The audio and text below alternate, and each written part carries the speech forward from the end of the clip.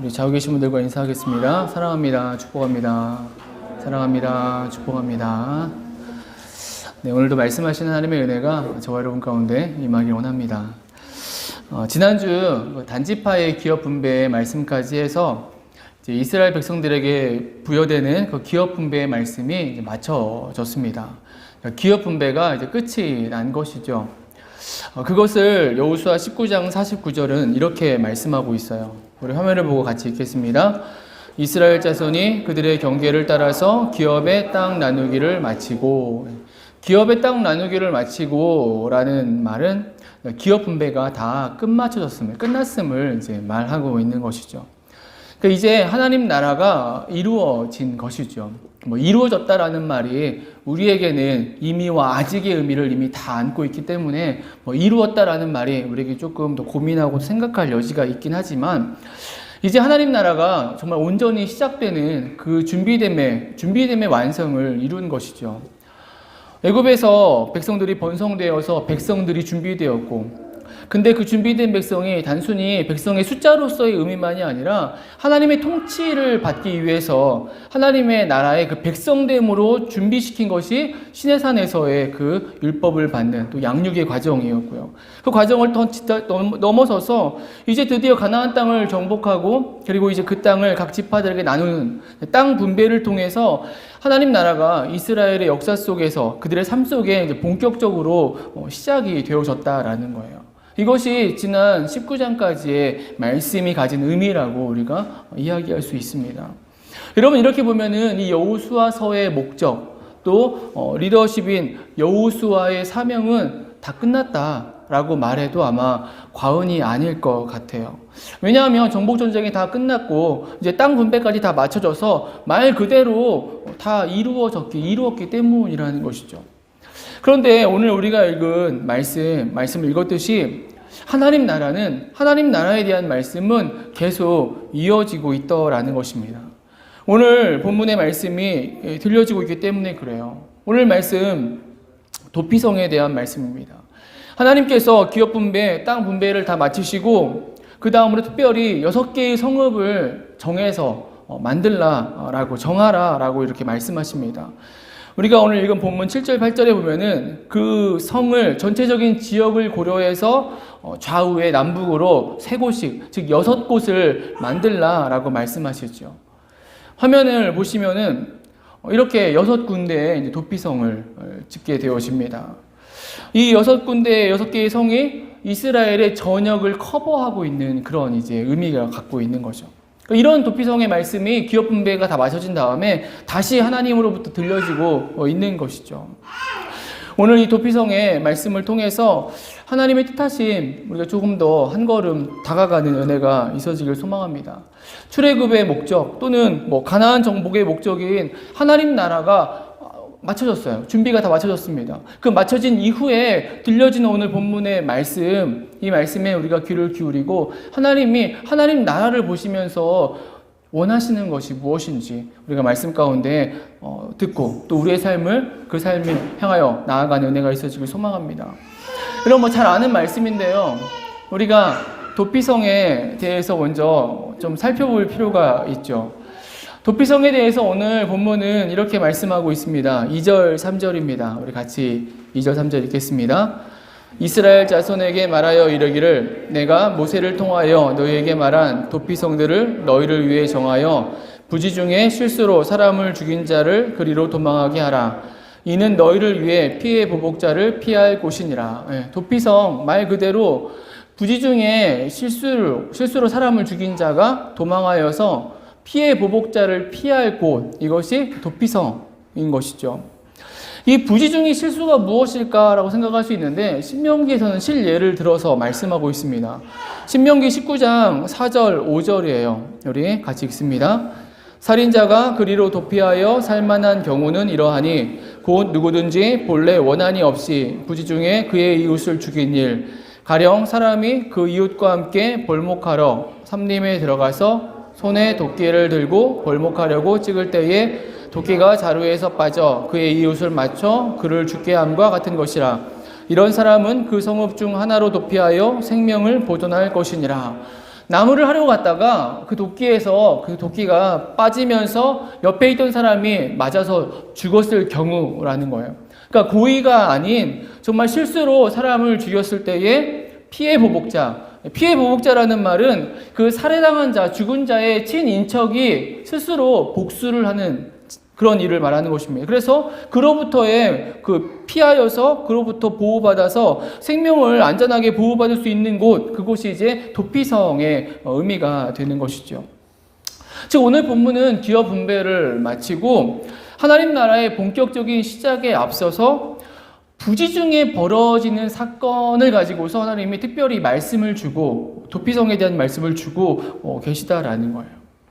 우리는 이러한 말씀을 보면서 생각할 수가 있습니다.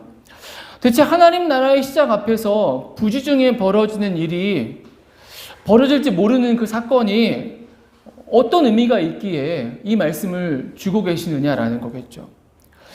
하나님 나라 안에서 이 도피성이라는 것이 가진 의미가 무엇이길래 하나님은 이렇게 오늘 본문을 통해서 특별하게 말씀을 주고 계시느냐라는 거예요. 여러분, 눈에는 눈, 이에는 이라는 말 우리가 잘 아는 말이죠. 우리가 흔히 억울한 일을 당했을 때에 우리가 툭 내뱉는 그런 말 중에 하나입니다. 눈에는 이, 눈에는 눈, 이에는 이. 그러니까 당한 것은 당한 대로 갚아야 된다라고 우리가 이제 하는 것이죠. 고대 근동 세계에는 그 말이 이제 함무라비 법전에 나오는 말로 우리가 알고 있는데요. 고대 근동 세계에는 이 눈에는 눈, 이에는 이라는 이 법이 그들에게 유효한 법이었어요. 그래서 그들의 관습처럼 흘러내려오고 있었습니다. 즉 복수를 위해서 복수의 그 이유로 사람을 죽였을 때는 살인이 되지 않는다는 거예요. 그것이 인정받는 것입니다. 그래서 스스로 복수하는 사람들이 생겨났고 그를 향해서 피해 복수자, 피해 보복자라는 표현이 가능했고 실제로 그러한 사람들이 있었다라는 거예요. 여러분, 그런데 성경의 법도 그러한 고대 근동의 법과 같다고 우리가 흔히 생각하는 분들이 계세요. 왜냐하면 성경에 이 표현이 등장하기 때문이죠. 출애굽기 말씀에 이렇게 말씀하고 있습니다. 우리 출애굽기 21장 23절 25절 읽습니다. 그러나 다른 해가 있으면 갑되 생명은 생명으로 눈은 눈으로 이는 이로 손은 손으로 발은 발로 된 것은 된 것으로 상하게 한 것은 상함으로 때린 것은 때림으로 갚을지니라. 이렇게 말씀이 들려지고 있어요. 그래서 성경도 당한 대로 갚아주는 것이 옳다라고 성경도 말하고 있다라고 이렇게 쉽게 생각을 할 수 있는 것이죠. 여러분, 그런데 만약에 그렇다면은 오늘 본문의 이 도피성의 말씀은 이 출애굽기의 말씀과 충돌한다라고 우리가 생각을 할 수 있을 것 같아요. 그러니까 보복의 정당성을 말씀하는 이 출애굽기의 말씀, 그리고 동시에 오늘 본문은 도피성을 통해서 보복하는 것에 대한 부당함 또는 보복하는 것으로부터 피하는 그런 충돌의 말씀이 들려지고 있다라는 것입니다. 여러분, 성경의 가르침은 과연 무엇일까요? 이러한 충돌되는 말씀에 대한 하나님이 원하시는 바는 과연 무엇일까요? 하나님의 나라의 본격적인 시작 앞에서 특별히 주시는 이 도피성에 대한 말씀, 이것이 성경의 충돌처럼 보이는 의미도 담고 있는데 이런 말씀을 주시는 하나님이 뜻하신 바가 무엇이냐라는 것이죠. 우리가 이 내용을 통해서 오늘 도피성의 말씀의 의미를 우리는 제대로 알게 되는 것입니다. 먼저 잘 아시겠지만 성경의 가르침 사실 이렇습니다. 출애굽기의 표현이 눈은 눈으로 이는 이라는 이런 표현은 세상의 관점이 말하듯이 보복의 정당성을 말하는 의미가 아니라는 것이죠. 여러분, 맞은 만큼 내가 당한 만큼 갚아준다. 여러분, 이게 인간들이 할 수 있는 가능한 일인가? 라고 했을 때 그렇지 않다는 것입니다. 사람이기에 감정을 가졌기에 내가 맞은 만큼, 당한 만큼 그렇게 내가 갚아준다고 해도 실제 그렇게 될 수 없고 또 실제로 내가 그렇게 했다 할지라도 내가 그렇게 한 것처럼 느껴진다 할지라도 당하는 사람은 그렇지가 않기 때문에 그래요. 당하는 사람은 자신이 당할 때 더 심하게 당했다고 느꼈을 것이고 결국 그 사람은 또 자기가 심하게 당한 것만큼 더 아마 보복하려고 할 것이기 때문입니다. 그러니까 일종의 다람쥐 쳇바퀴 같은 상황이 벌어지는 거예요. 인간의 삶에서 당한 만큼 돌려준다는 것은 이건 가능하지 않은 것이죠. 인간의 분노는 갈수록 더해지고 똑같이 한다지만 더 심해지고 더 무서워지는 것이 복수고 보복이라는 말의 의미인 것이죠. 여러분, 그래서 우리가 혹시 그런 상황에 처해 있다면 어느 시점인가 어느 누군가가 그 복수, 원한의 줄을 끊을 수 있다면 끊는 것은 이건 정말 대단한 희생이고 또 사랑이라고 말할 수가 있다는 것이죠. 여러분, 출애굽기의 말씀은 그러한 면에, 이러한 면에 초점이 놓여져 있다는 거예요. 눈은 눈으로, 이는 이로라는 표현은 그렇게 하라고 성경이 말하는 것이 아니라 그렇게 할 수 없으니, 스스로 할 수 없으니 그러지 말고, 스스로 복수하지 말고 오히려 공동체로 나아올 것을 말하는 것이 출애굽기가 가진 전반적인 의미가 되고 있는 것입니다. 그래서 공동체가 존재하고 공동체 앞으로 나와서 그 문제를 해결하라라고 이제 말씀하고 있는 성경의 의미라는 거예요. 여러분, 바로 오늘 본문의 이 도피성의 말씀은 바로 그러한 의미를 전제하고, 그리고 하나님의 뜻하신 바가 들려지고 있는 것입니다. 더 나아가서 피해 보복자를 피할 도피성을 정하라, 만들라라는 것이죠. 그래서 스스로 선을 지키지 못해서 하는 그 더한 복수들, 보복, 그러한 보복들을 만들어내지 말고 오히려 하나님의 생명을 구원하시는 그 하나님의 사랑 안에 거할 것을 말씀하고 있는 것이 도피성이 가진 의미가 되어진다는 것입니다. 혹시 지난 한 주를 보내시면서 관계 속에서 어떤 일로 인해서 내가 당한 만큼 나도 갚아줘야지 라고 혹시 생각하셨던 분들이 계시다면, 여러분이 행하는 보복이나 복수가 아니라 그 문제를 하나님 앞에 나와서 내어놓고 하나님 앞에서 해결받는 은혜가 있어지게 되길 주님의 이름으로 축원합니다. 여러분, 기본적으로 이런 의미가 성경의 가르침이고요. 여튼 그러한 의미에 더하여서, 그럼 대체 오늘 우리가 주목하고자 하는 내용인데요. 왜 하나님 나라의 본격적인 시작, 하나님 나라가 이제 이루어졌는데, 각 지파들에게 나누어졌는데 왜 이 시점에 이 도피성의 말씀을 주시고 계시는가? 이 도피성을 허락하신 하나님의 뜻하심은 과연 무엇이냐라는 거예요. 오늘 우리가 이제 주목하고자 하는 은혜인데요. 기업 분배가 다 끝났습니다. 이제 죽이 되든 밥이 되든 각 지파는 각 지파의 삶을 살아가면 돼요. 하나님 나라를 이제 살아가면 되는 것입니다. 그들에게 주어진 삶을 살아가면 되는 거예요. 그런데 하나님은 각 지파의 기업의 경계를 넘어서서 6곳에 특별한 성을 만들어서 누구든 각 지파에 상관없이 그곳을 통해서 생명을 보호받는 그런 명령을 지금 하고 계신다라는 거예요. 왜 하나님은 하나님 나라의 시작 앞에서 이런 말씀을 주고 계시는 것일까요? 결론부터 말씀을 드리면은 이것이 하나님의 마음을 보여주고 있어요. 하나님 나라를 살아가는 자들에게 하나님께서 품으신 하나님의 마음, 그 중심을 보여주는 그 의미가 담겨져 있다는 것입니다. 여러분, 도피성은 앞에서 살펴봤듯이 실수로 벌어지는 상황에 대해서 주시는 명령입니다. 실수로 벌어진 사건이에요. 여러분, 그런데 실은 우리의 인생 속에 우리는 실수로 범하는 일들이 너무나 많이 있다라는 사실이에요. 왜냐? 그만큼 우리가 인생들이 연약하고 어리석기 때문이라는 것이죠. 그래서 때때로는 내 존심과 다른 말을 내뱉기도 하고요. 다른 행동을 하기도 하고요. 그래서 더 깊은 골을 만들어내기도 한다는 거예요. 그게 이제 인생의 모습인 것입니다. 그리고 더 심해져서는 원수가 되어지기까지도 되는 거예요. 그리고 그 중심에는 정말 꺼트릴 수 없는 복수의 마음이 가득해지는 그런 상황까지도 처하게 되어진다는 것입니다. 왜냐? 이것이 죄성을 가진 인간, 인생의 모습이기 때문이죠. 그런데 지금 하나님은 그러한 인생들을 아시고 그 인생들에게 피할 곳에 대한 말씀을 주고 계시다라는 사실이에요. 여러분, 이것이 무엇을 의미하겠습니까? 사랑인 것이죠. 하나님의 사랑인 거예요. 하나님의 사랑이 담겨져 있는 것입니다. 도피성, 그럼 이 도피성은 무엇이냐? 하나님의 사랑의 표징이 되고 있다라는 거예요. 우리가 지난 몇 주 동안 계속 들어왔듯이 이스라엘 백성들은 남은 전쟁에서 실패를 했습니다. 그들은 명령대로 싸우려 하지 않았어요. 그리고 그들은 오히려 불평했습니다. 땅이 적다라고 원망했습니다. 또 어떤 사람들은 오히려 그 땅을 포기하고 주신 기업을 포기하고 다른 땅을 찾아 나서기까지 했습니다. 여러분, 이러했던 그들의 모습, 명령을 따라 행하지 않은 모습들은 이유가 있었죠. 이유가 있었습니다. 물론 우리가 들었던 것처럼 싸우기를 싫어했던 그것이 그 이유였죠.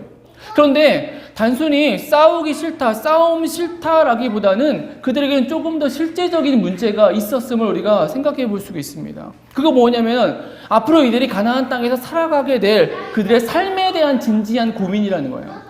그들이 그냥 싸움을 싫어해서 주신 명령을 거부한 것이 아니라 그들은 진지하게 고민했다라는 것입니다. 무슨 이야기냐면 이제까지 이스라엘 백성들은 유목민적인, 반유목민적인 삶을 살아왔어요. 특별히 직전에 광야에 40년 동안은 이동하는 생활을 살아왔습니다. 그리고 그들은 이동하면서 그들의 삶은 만나와 메추라기를 통해서 연장되어져 왔습니다. 즉 이들의 삶에서 기본적으로 오랜 세월 동안 정착이라는 그런 삶의 모습들을 이들이 잊고 살아왔다라는 거예요. 그냥 땅을 얻었으니까 그 땅에서 정착해서 살면 되지 뭐가 문제인가라고 우리가 이렇게 생각할 수도 있는데요. 여러분 그렇지가 않죠. 왜냐? 정착한다는 것은 먹고 사는 문제이기 때문에 그래요. 먹고 사는 생명이 달린 문제이기 때문입니다. 정착해서 산다는 것은 이제부터는 농사를 해야 한다라는 의미를 갖는 거예요. 한 곳에 정착해서 이제 식물을 길러서 먹어야 된다는 거예요. 수많은 세월 동안에 유목민의 생활을 하면서 또는 정착의 삶을 살았을지라도 그들의 주업은 목축업이었거든요. 자신들은 가축을 돌보고 가축을 통해서 얻어진 것을 가지고 그 다음에 곡식들과 바꿔 살아왔던 그들의 삶을 생각해 봤을 때에 이제 이들이 땅을 받았고 땅에 정착해 산다는 것은 이들이 농사를 하는 삶을 살아가는 새로운 삶의 패러다임 앞에 쓴 것을 우리가 알 수 있다는 것입니다. 여러분 그런데 분명한 사실은 이스라엘 백성들은 농사에 대해서 몰랐다라는 거예요. 여러분 농사는 그냥 되어지지 않죠.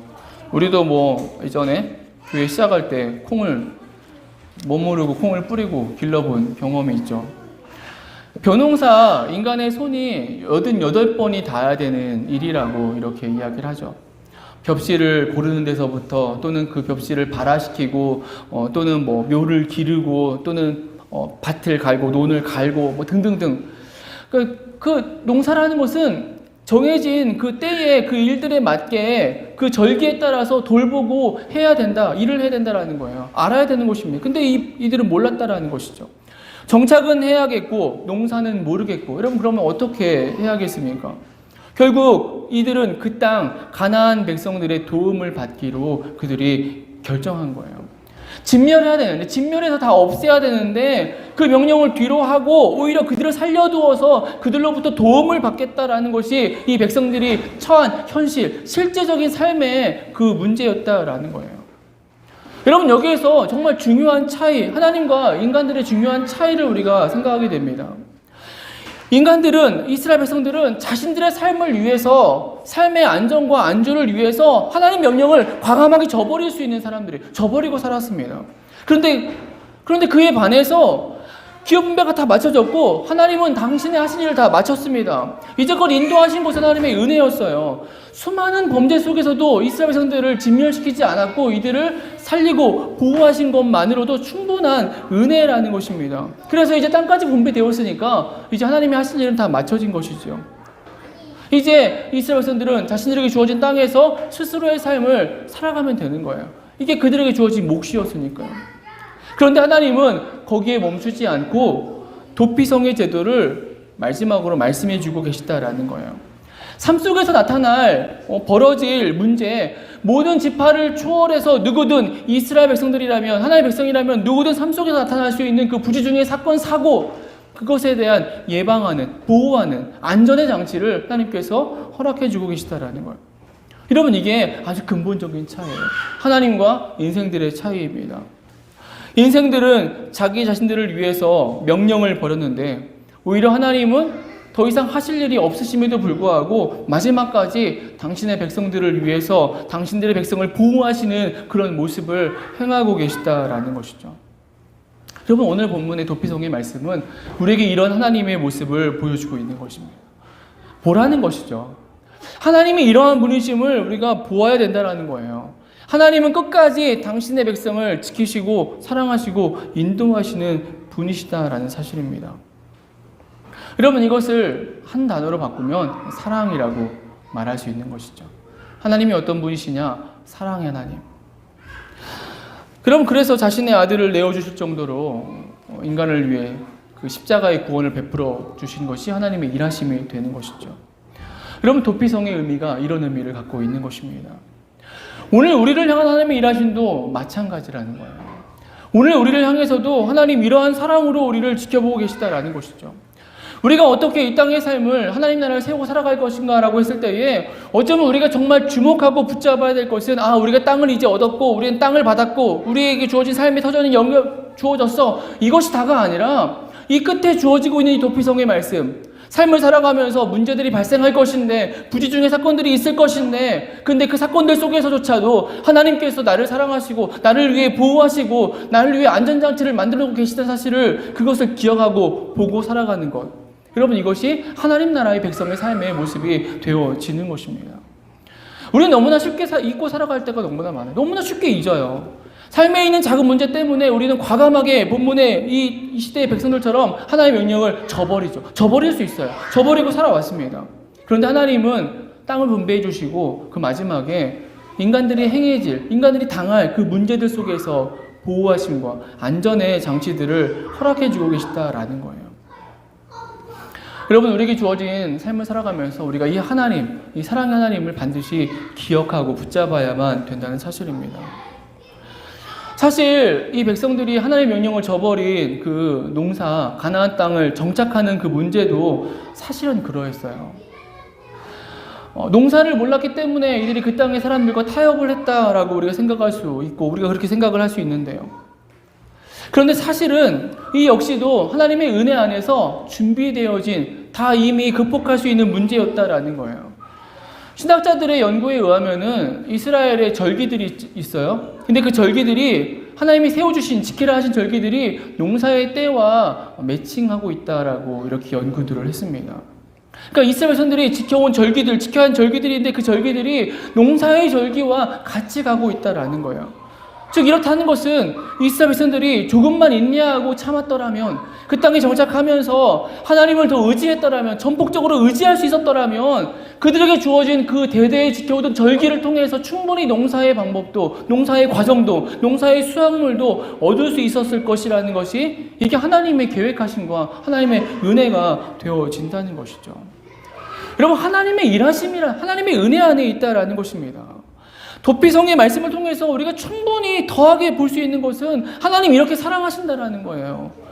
우리가 아무리 힘들고 내게 문제가 있고 내게 갈등이 있고 내 안에 막 복잡한 생경들이 있고 주어진 문제들 때문에 힘들어서 내가 막 전전긍긍하고 있을지라도 그게 전부가 아니라 하나님, 그것을 넘어서는 하나님의 일하심으로 준비하시고 일하심으로 우리와 함께하고 계시다라는 거예요. 비록 나는 연약해서 하나님 앞에서 내가 혹시 배반할지라도 하나님은 그렇지 않다는 것입니다.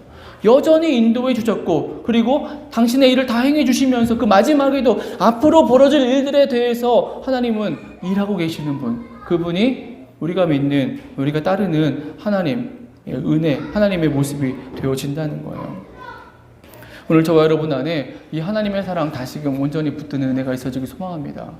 어려운 시절을 살아가면서 하나님의 그 은혜를 쉽게 잊어버리고 주어진 당면한 문제 때문에 우리의 마음이 정말 힘들어할 때가 너무나 많은데요. 그럴 때라도 오히려 하나님의 사랑 기억할 수 있기를 소망합니다. 그것이 믿음의 삶이고 은혜가 되어진다는 거예요. 여러분, 오늘 도피성의 말씀 또 하나를 우리가 생각해 본다면 결국 하나님 나라는 이 도피성과 같다라는 것을 우리에게 말씀해 주고 계시다는 거예요. 그러니까 하나님 나라의 기업 분배를 다 마치시고 마지막에 이 도피성의 말씀을 주시는 이유는 하나님 나라는 이 도피성처럼, 아니 도피성과 같이 세워져 가야 된다라는 사실을 말씀하고 있다는 것이죠. 도피성이 이 시대 하나님 나라이고 이 시대 교회의 모습이 되어야만 된다는 것입니다. 교회 안에서, 하나님 나라는 교회 안에서 도피성과 같이 인간의 존엄성을 찾고 또 공의가 이루어지는 그러한 공동체로, 그러한 모습으로 서가야 된다라는 거예요.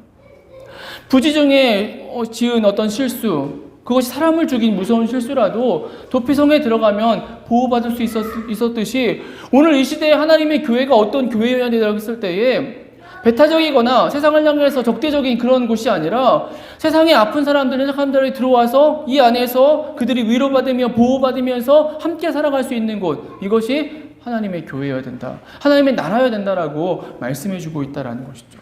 물론 잘못한 것이 있다면 그 대가를 져야 될 것입니다. 성경도 분명히 말씀하고 있습니다. 그 실수에 대해 회개하고 그 책임을 져야 되겠죠.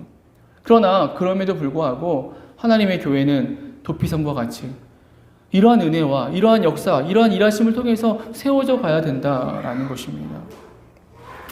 우리에게 주어진 또 한 주의 삶을 우리가 살아가면서 우리가 세워가야 될, 우리가 살아가야 될 하나님 나라가 이러한 사랑의 공동체인 것을, 또 이 사랑의 하나님을 온전히 붙들고 살아가는 것임을 우리가 기억하며 살아갈 수 있기를 소망합니다.